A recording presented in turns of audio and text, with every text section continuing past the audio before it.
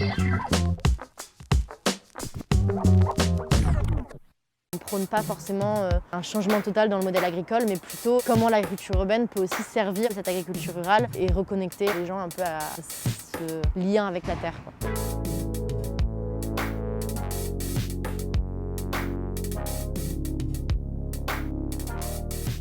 Alors moi, c'est Floriane Navarre. Je fais partie de la Sauge depuis maintenant 1 an et demi.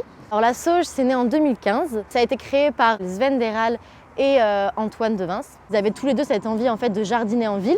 Et ensuite, Antoine du coup a commencé à travailler à la Biocoop et on lui a proposé de monter une association avec du coup un premier apport de 1 500 € de la Biocoop. Et donc la Sauge est née vraiment d'un désir de pouvoir offrir la possibilité aux gens de jardiner, y compris en ville, et de se reconnecter un peu avec la nature, le jardinage, l'alimentation. Suite à ça, ils ont créé la Sauge, qui a commencé par créer un festival qui s'appelle Éclosion urbaine et qui maintenant s'appelle les 48 heures de l'agriculture urbaine.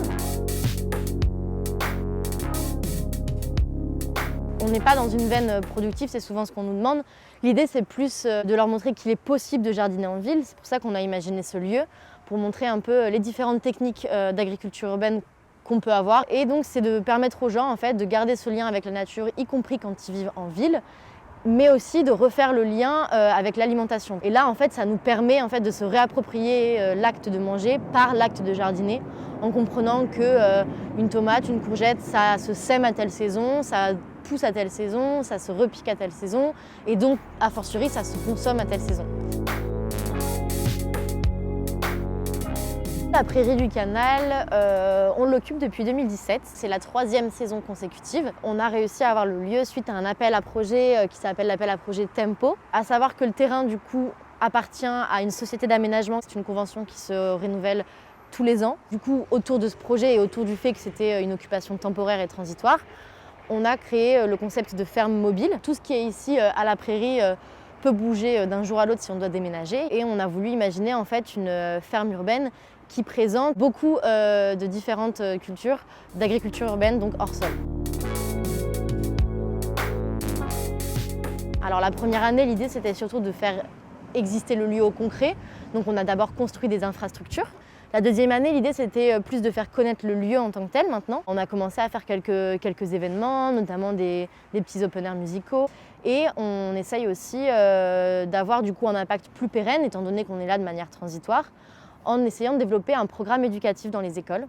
Pour ça, en fait, on a été aidé par un premier appel à projet lancé par BP2S, qui est une filiale de la BNP, pour en fait inséminer l'idée que voilà, la biodiversité, le changement climatique et donc le jardinage, etc., c'est quelque chose qu'on doit inculquer aux enfants dès le plus jeune âge, au même titre que le français, l'histoire, la musique.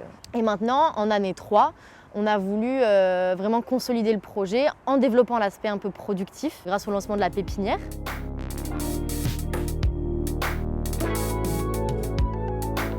L'idée, c'est végétaliser un peu les balcons. Donc on a fait pousser des variétés de tomates, basilic et moutarde. Et on a essayé de travailler sur des variétés qui peuvent se cultiver en balcon et donc qui ont des racines peu profondes pour pouvoir être mises dans une jardinière, etc.